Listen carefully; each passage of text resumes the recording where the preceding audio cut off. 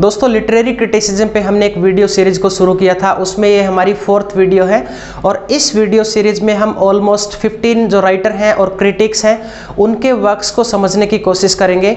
आज की वीडियो में हम लॉन्जाइनस के लिटरेरी क्रिटिसिज्म को डिस्कस करेंगे। ये एक बहुत ही फेमस ग्रीक टीचर और फिलोसोफर थे। इनका पूरा नाम कैसियस लॉन्जाइनस है। इन्होंने एक बहुत ही फेमस बुक लिखी है ऑन द सबलाइम। इस बुक में इन्होंने एक अच्छी राइटिंग के इफेक्ट्स के बारे में डिस्कशन किया है। तो चलिए शुरू करते हैं आज की हमारी वीडियो। दोस्तों ये लॉन्जाइनस जो है ये एक रोमन फिलोसोफर थे और literary criticism point of view से दूसरे सबसे इंपॉर्टेंट क्रिटिक माने जाते हैं। इनको फर्स्ट रोमांटिक क्रिटिक और फर्स्ट कंपैरेटिव क्रिटिक भी बोला जाता है और इनको फर्स्ट रोमांटिक क्रिटिक बोला है आर.एस. स्कॉट जेम्स और जॉर्ज सेंट्सबरी ने। लिटरेरी क्रिटिसिज्म को डेवलप करने में लॉन्जाइनस का बहुत बड़ा कंट्रीब्यूशन माना जाता है, क्योंकि इन्होंने एक बहुत ही फेमस बुक लिखी ऑन द सबलाइम। और ये जो वर्क है ऑन द सबलाइम, इसको ग्रीक लिटरेचर में सेकंड सबसे इंपॉर्टेंट वर्क माना जाता है, क्योंकि फर्स्ट नंबर पे एरिस्टोटल के पोएटिक्स को इंपॉर्टेंट माना गया है। इनका जो ये वर्क है ऑन द सबलाइम, इसके बारे में 100% ये श्योरिटी नहीं है कि इसको किसने लिखा है, बट कुछ फैक्ट्स के आधार पे ये अनुमान लगाया जाता है कि इसको लॉन्जाइनस ने ही लिखा है। और इस वर्क को सबसे पहले फ्रांसिस्को रोबर्टेलो ने इंट्रोड्यूस किया था 1554 में।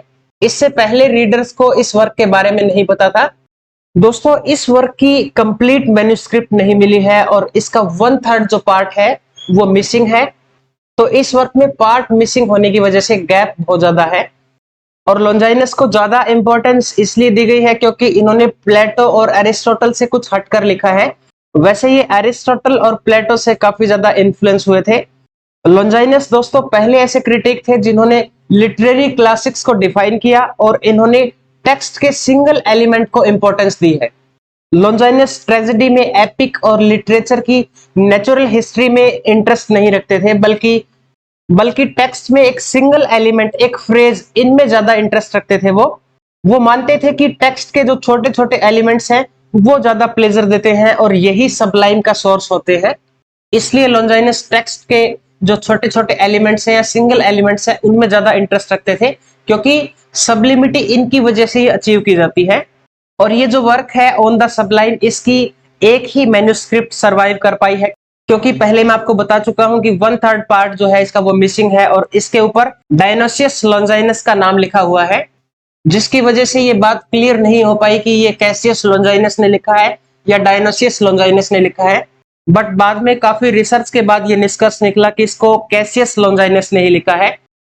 और इस वर्क ऑन द सबलाइम को कैसियस लॉन्जाइनस ने अपने एक फ्रेंड और एक रोमन स्टूडेंट पोस्थुमस टैरेंटिनस को एड्रेस किया है। अब आगे हम ऑन द सबलाइम के कुछ की फैक्ट्स को डिस्कस करते हैं जो लॉन्जाइनस ने अपनी इस बुक ऑन द सबलाइम में डिस्क्राइब किए हैं। लॉन्जाइनस के अकॉर्डिंग जितने भी ग्रेट आर्ट है उनके लिए उन्होंने 3 वर्ड फॉर्मूला पे एम्फसाइज किया है, और ये 3 वर्ड फॉर्मूला है to instruct, to delight and to persuade. ये फॉर्मूलाज एक वर्क ऑफ आर्ट को सबलिमिटी देने में बहुत हेल्प करते हैं। सबलिमिटी की वजह से ही कुछ राइटर्स जैसे कि होमर के एपिक्स, साफो और पिंडार के लिरिक्स और एस्किलस और सोफोक्लीज की ट्रेजेडी, ये सारे फिलोसोफर्स ग्रेट बन पाए थे सिर्फ और सिर्फ सबलिमिटी की वजह से। आगे लॉन्जाइनस ने 5 जेन्युइन सोर्स बताए हैं सबलिमिटी के, और ये 5 जेन्युइन सोर्स हैं।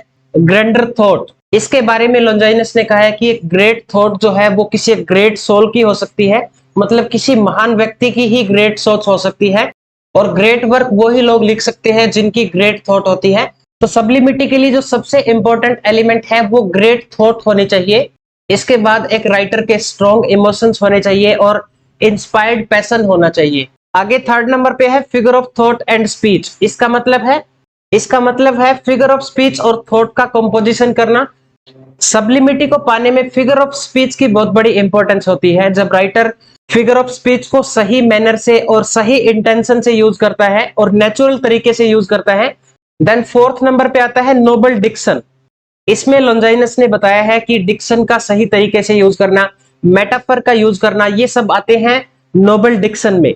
देन लास्ट लॉन्जाइनस ने बताया है वर्ड अरेंजमेंट। ये भी एक जरूरी पार्ट है नोबिलिटी को अचीव करने में, क्योंकि वर्ड्स का अगर सही तरीके से अरेंजमेंट किया जाए तो एक अच्छा टेक्स्ट लिखा जा सकता है और रीडर के ऊपर भी काफी इंप्रेशन पड़ता है। अगर अच्छे तरीके से वर्ड की अरेंजमेंट ना की जाए, जैसे कि कुछ वल्गर वर्ड्स और फ्रेज उसमें डाल दिए जाते हैं, तो ये टेक्स्ट को स्पॉइल कर देते हैं। इसलिए वर्ड अरेंजमेंट जो है वो भी सब्लिमिटी को अचीव करने में बहुत ज्यादा इंपॉर्टेंट है। तो दोस्तों लॉन्जाइनस ने ये 5 सोर्सेज बताए हैं सब्लिमिटी को अचीव करने के। तो लॉन्जाइनस के बारे में बस इतना ही। आई होप कि आपको अच्छे से समझ आ गया होगा। अब मिलते हैं नेक्स्ट वीडियो में, तब तक के लिए be safe, God bless you.